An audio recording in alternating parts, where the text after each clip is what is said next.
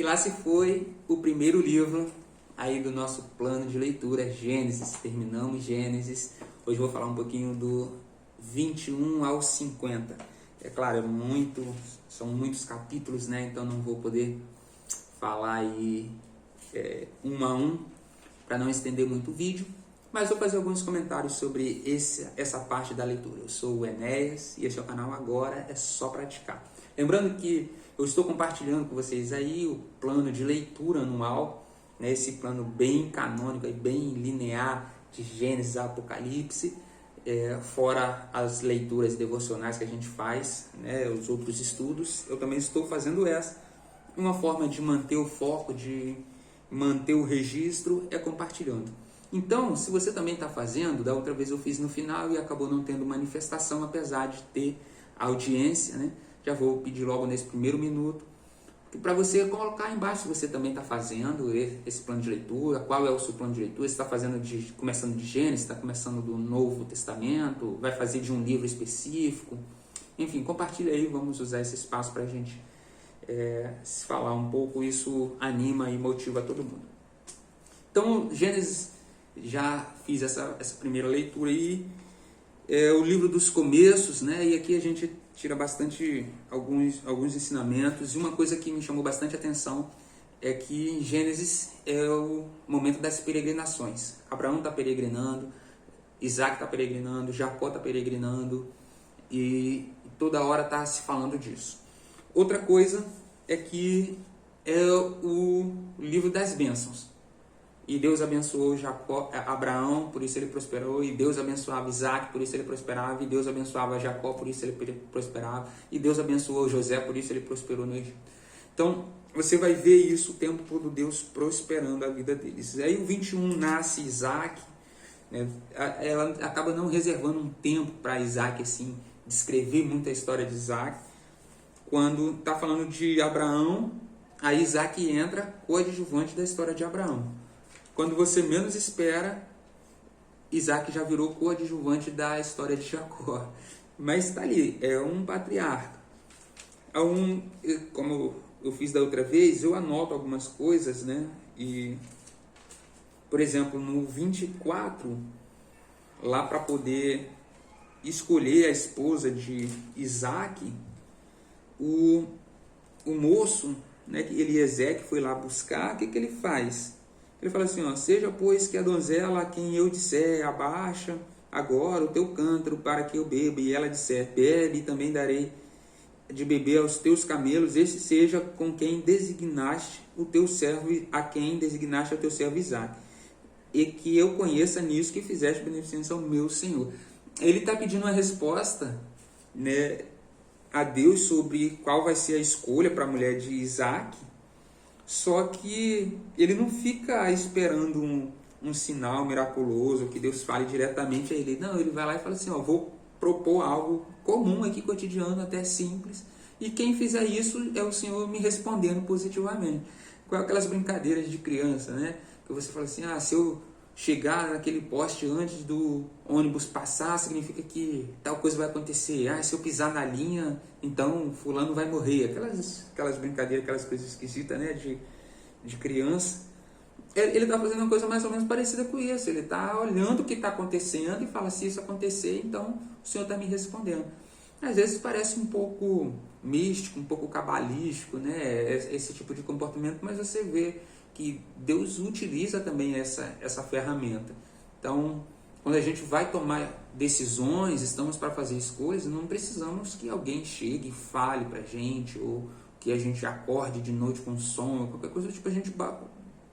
Nós podemos apenas simplesmente olhar para as circunstâncias, para ver o que ela está dizendo para a gente, para tomar nossa decisão baseada aí também. É claro, respaldado na palavra, orando e tudo, mas a resposta de Deus pode não vir com coisas muito mirabolantes, né? Muito miraculosas, fantasiosas. Pode ser coisas simples. Isso me chamou a atenção aí nesse contexto. No 25, 11, fala, e Deus abençoou Isaac, como eu já tinha falado, né? E aqui a gente tem Esaú e Jacó, um vendendo desprezando a sua primogenitura.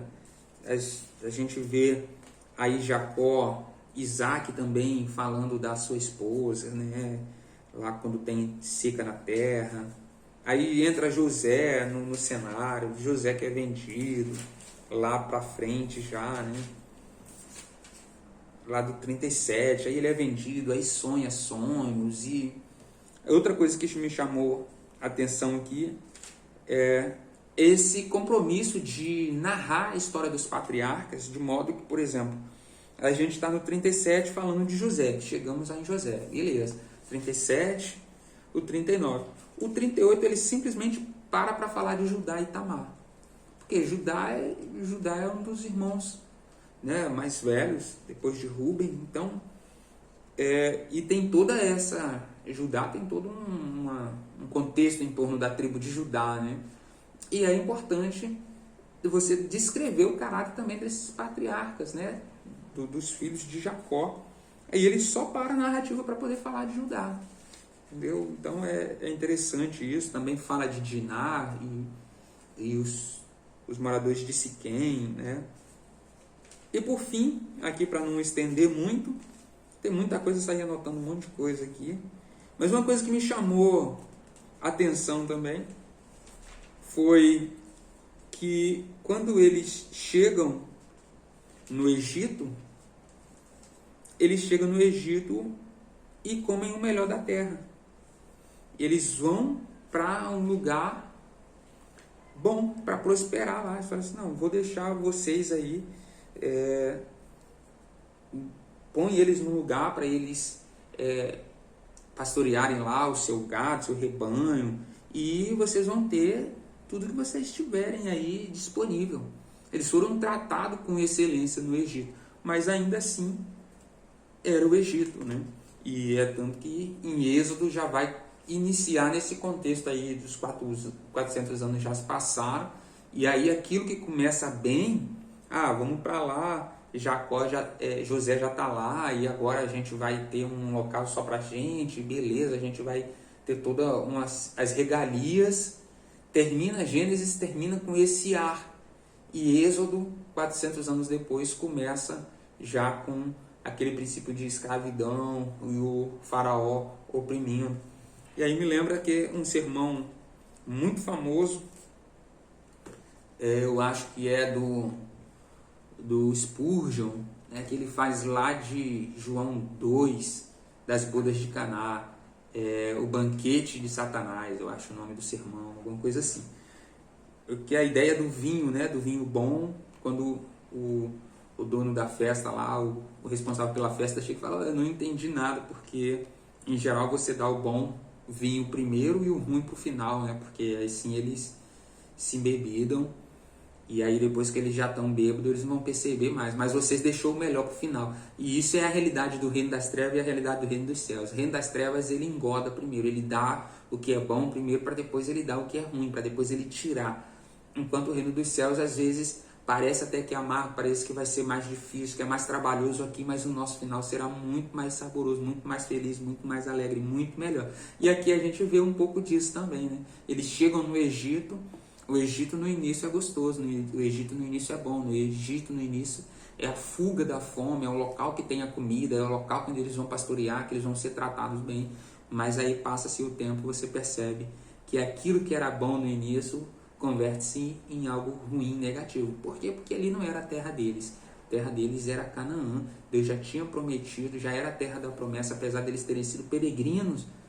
Como eu já falei aí em Gênesis, eles são peregrinos em Canaã, mas Deus já fala, vocês são peregrinos aqui, mas vai chegar um tempo que eu vou dar essa terra para vocês.